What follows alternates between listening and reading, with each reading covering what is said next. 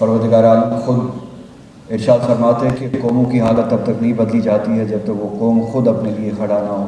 2014 से पहले यहाँ पे शायद माइनॉरिटीज़ हुआ करती थी, 2014 के बाद यहाँ पे माइनॉरिटीज़ नहीं है बल्कि ऑप्रेस्ड मुस्तज़फ़ीन है। दलित होने की वजह से ऑप्रेस किया जाता है, उसके साथ ज़्यादती की जाती है, चाहे वो मुसलमान हो जिसको मुसलमान होने की वजह से ज़्यादती की जाती है। बुलडोज़र दिल्ली में मस्जिदों पे चला, वो अब अपोजिशन दिल्ली के उन मस्जिदों के आसपास कहीं दिखी नहीं, वो लीडरशिप कहीं दिखी नहीं। हमसे हमारा आईनी हक छीना गया, बुलडोज किया गया गैर जमहूरी तरीके से, और उस तरीके से कि हमारे लोग, जिसे कहा जाता है कि ओपन एयर प्रिजन, 8-9 महीने तक आम लोग कैद में थे। मुसलमान को दलित के लिए खड़ा होना है, दलित को मुसलमान के लिए खड़ा होना है, हिंदू को मुसलमान के लिए खड़ा होना है, मुसलमान को हिंदू के लिए खड़ा होना है। आपको सड़कों पे खड़ा होना है, हर उस मस्जिद के सामने खड़ा होना है जहाँ पे बुलडोज़र चलता है, हर उस घर पे के सामने खड़ा होना है जहाँ पे बुलडोज़र चलता है, और उस दलित के घर पे जाके खड़ा होना जिसके साथ ज़्यादती होती है। हम सभी को, उस दलित के लिए भी, उस आदिवासी के लिए भी, उस सिख के लिए भी, ईसाई के लिए भी, और उस मुसलमान के लिए भी खड़ा होना है। अगर आप खुदा की मदद करोगे, खुदा आपकी मदद करेगा। खुदा को हमारी मदद की ज़रूरत है। मुहतरम अदीब साहब, यहाँ पे सभी मोअज़्ज़ज़ हाज़रीन, आप सभी का शुक्रिया यहाँ पे वक्त देने के लिए, बुलाने के लिए, इस दावत के लिए। आप सभी से मुलाकात हुई और एक ओरिएंटेशन मिली कि ये इदारा किस लिए कायम हुआ है, किन अहदाफ के लिए काम करना चाहता है। मैं आपसे चंद गुजारिशात यहाँ पे आपके सामने अर्ज़ करूँगा, और उम्मीद है कि संजीदगी से हम अपने मामलात को, अपने हालात को, अपने मुश्किलात को समझ के संजीदगी से उन मामलात के जवाब में, उनके हल के लिए अमल करें। सवाल भी अच्छा है कि मुल्क की सियासी हालात किस तरह के हैं, हमारे चैलेंज कैसे हो, इसके लिए लाया अमल क्या है। खुदावंद तआला ने कुरान मजीद में इसके लिए जवाब दिया है, इन्नल्लाह ला युग़य्यिरु मा बिक़ौमिन हत्ता युग़य्यिरु मा बिअन्फुसिहिम। परवरदिगार आलम खुद इरशाद फरमाते हैं कि कौमों की हालत तब तक नहीं बदली जाती है जब तक वो कौम खुद अपने लिए खड़ा ना हो, अपने हालात को बदलने के लिए खड़े ना हो। तो मुझे यकीन है कि अगर हर कौम अपनी हालात बदलने के लिए खड़ी होती है, तारीख़ गवाह है कि खुदावंद तआला ने उनको कभी मायूस नहीं किया, हालात बदले, उनके हक़ में बदले। शर्त यह है कि अपने हालात को समझे और जुर्रतमंदी से खुदावंद तआला पे तवक्कुल करके अपने हालात के सुधार के लिए उठे, कोशिश करे, आवाज़ उठाए, कदम उठाए, इक़दाम करे। इस वक्त मुल्क में वोकैबुलरी चेंज होनी चाहिए। 2014 से पहले यहाँ पे शायद माइनॉरिटीज़ हुआ करती थी, 2014 के बाद यहाँ पे माइनॉरिटीज़ नहीं है बल्कि ऑप्रेस्ड मुस्तज़फ़ीन है। हर एक माइनॉरिटी अपनी हैसियत खो चुकी है, उनको ऑप्रेस किया जाता है, चाहे वो मुसलमान हो, दलित हो, आदिवासी हो, ईसाई हो, सिख हो। आप इन 10 सालों में देखें, हर जगह ये ऑप्रेस्ड है।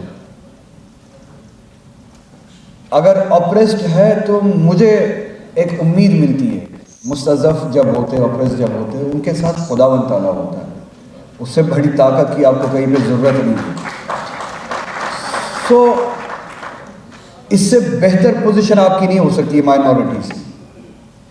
माइनॉरिटी होना एक वो कॉजी पोजीशन है, एक आरामदेह पोजीशन है, कोई बेहतर पोजीशन नहीं है। ऑप्रेस्ड होना मेरी नज़र में बेहतरीन पोजीशन है, क्योंकि अल्लाह खुदावंद तआला आपकी मदद के लिए हर वक्त तैयार होता है, एक ऑप्रेस की मदद के लिए। तो बस आप कोशिश करें, कोशिश ये करें कि मुस्तज़फ़ीन के हक़ के लिए खड़े हो जाए। जब भी आप मुस्तज़फ़ीन के हक़ के लिए खड़े हो जाए, खुदावंद तआला आपके लिए रास्ते खुद तैयार करें। तो जब हम मुस्तज़फ़ीन की बात करते हैं, जैसे खुदावंद तआला ने हमें ये ज़िम्मेदारी दी है कि मेरी मदद करो, हालांकि खुदावंद तआला खालिक है, कुल है, हर शय का खालिक है, क़ुव्वत का खालिक है, उन्हें हमारी मदद की क्या ज़रूरत। मगर अजीब है, कुरान मजीद में खुदावंद तआला इरशाद फरमाते हैं, इन तंसुरुल्लाह यंसुरकुम, अगर आप खुदा की मदद करोगे, खुदा आपकी मदद करेगा। खुदा को हमारी मदद की ज़रूरत है। अजीब बात है, मगर پھر سمجھ میں آتی ہے بات کہ خداوند تعالیٰ جب ان مستضعفین کی طرف اشارہ کرتے کہ آپ ان کے لیے کھڑے ہو جاؤ وہ میرے لیے مدد ہے. خداوند تعالیٰ کے لیے مدد, ان کے لیے کھڑے ہو جاؤ میرے لیے مدد ہے, میرے لیے کھڑے ہوئے میں تمہاری مدد خود کروں گا.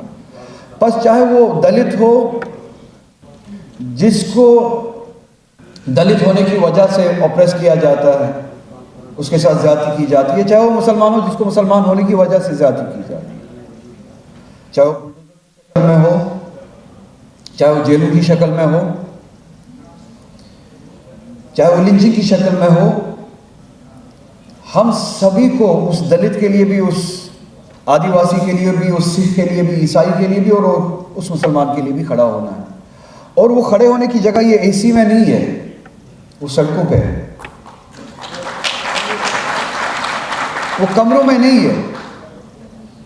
مجھے ایک واقعہ یاد آتا ہے, ہم کشمیر میں ذاتی طور پہ اس طرف میری توجہ گئی تھی. ہاتھرس میں ساری اپوزیشن چلی گئی اور جانا بھی چاہیے تھا,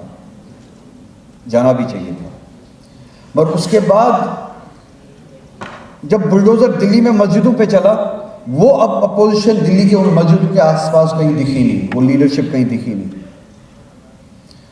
تو اگر ہم ایک طبقے کی حمایت کے لیے جا سکتے ہیں, اسی طرح سے ہمیں دوسری طبقے کی حمایت کے لیے اسی طرح سے سڑکوں پہ کھڑا ہونا ہے. مسلمان کو دلت کے لیے کھڑا ہونا ہے, دلت کو مسلمان کے لیے کھڑا ہونا ہے, ہندو کو مسلمان کے لیے کھڑا ہونا ہے, مسلمان کو ہندو کے لیے کھڑا ہونا ہے, عیسائی کو سکھ کو, مسلمان کو دلت کو ایک دوسرے کے لیے کھڑا ہونا. اور میں پھر سے دہراؤں گا, کھڑا ہونا مائک کے سامنے, اے سی کانفرنس ہالز میں, پارلیمنٹ میں کھڑا ہونا کوئی بڑی بات نہیں ہے. شاید آپ ابتدا کریں مگر وہ اختتام نہیں ہے. آپ کو سڑکوں پہ کھڑا ہونا ہے, ہر اس مسجد کے سامنے کھڑا ہونا ہے جہاں پہ بلڈوزر چلتا ہے, ہر اس گھر کے سامنے کھڑا ہونا ہے جہاں پہ بلڈوزر چلتا ہے, اور اس دلت کے گھر پہ جا کے کھڑا ہونا جس کے ساتھ زیادتی ہوتی ہے. تو یہ لنچنگ ہو, بلڈوزر ہو, ہمیں اس سب کے خلاف کھڑا ہونا ہے. میں آخر میں یہ گزارش کروں گا, شاید یہاں پہ انفرادی طور لنچنگ ہوتی ہے اور ہونی بھی نہیں چاہیے, ہم سبھی کو اس کے لیے کھڑا ہونا ہے, اس کے خلاف کھڑا ہونا ہے. افسوس یہ ہے کہ اس ملک میں یہ ملک اقوام کا ملک ہے, کسی ایک قوم کا ملک نہیں ہے, یہ اقوام کا اتحاد ہے. جنوب سے لے کے شمال تک آپ دیکھیں مختلف قسم کے اقوام ہیں, اور یہ ہماری خوبی ہے. ہمارے رنگ الگ الگ ہیں, ہماری زبانیں الگ الگ ہیں, ہماری قومیں الگ ہیں, جو ایک ملک بناتا ہے جسے ہندوستان کہتے ہیں, بھارت کہتے ہیں, انڈیا کہتے ہیں. ان اقوام میں اگر آپ دیکھیں گھروں پہ لنچنگ ہو, بلڈوزر چلا جائے, ہمیں اس زیادتی کا احساس ہوتا ہے, اچھا نہیں لگتا ہے. ایک قوم کے ساتھ لنچنگ کی گئی, ایک قوم پہ بلڈوزر چلایا گیا جموں کشمیر کی پوری قوم پہ بلڈوزر, انسٹیٹیوشنل بلڈوزر چلایا گیا, پورا ہندوستان خاموش تھا. لنچنگ کی گئی اس قوم کی. میں نہ مسلمان کی بات کر رہا ہوں, نہ ہندو کی بات کر رہا ہوں, میں کشمیری پنڈت کی بات کر رہا ہوں, کشمیری مسلمان کی بات کر رہا ہوں, بودھ کی بات کر رہا ہوں, سکھ کی بات کر رہا ہوں, ڈوگری, گجر, ہر ایک کی بات کر رہا ہوں. ہم سے ہمارا آئینی حق چھینا گیا, بلڈوز کیا گیا غیر جمہوری طریقے سے, اور اس طریقے سے کہ ہمارے لوگ, جسے کہا جاتا ہے کہ اوپن ایئر پریزن, 8-9 مہینے تک عام لوگ قید میں تھے. مواصلات نہیں تھی, ٹیلی کمیونیکیشن نہیں تھا, ایک دوسرے کے ساتھ رابطہ نہیں تھا, میڈیا اپنی ذمہ داری انجام نہیں دے رہا تھا. ہر گھر کے سامنے آرمی کھڑی تھی, پولیس کھڑی تھی, فورسز کھڑے تھے. ہم سے ہمارا حق چھینا گیا, آئینی حق چھینا گیا, غیر جمہوری طریقے سے چھینا گیا. اسٹیٹ کو یونین ٹیریٹری میں تبدیل کیا گیا, تقسیم کیا گیا. ایک لنچنگ ہوئی, ڈیموکریٹک انسٹیٹیوشنز کی لنچنگ ہوئی, بلڈوزنگ ہوئی, بلڈوز کیا گیا. آواز نہیں ہوتی, ہم سب خاموش تھے. ہمیں لگا کہ شاید کشمیریوں کے ساتھ ہو رہا ہے, مگر حالات اور تاریخ گواہ ہے کہ 2019 کے بعد جو آزمائش کشمیر میں کی گئی, جو بلڈوزر کشمیر میں چلایا گیا, وہ بلڈوزر پھر یو پی کی گلیوں میں بھی چلا, وہ مدھیہ پردیش میں بھی چلا, راجستھان میں بھی چلا, دلی میں بھی چلا.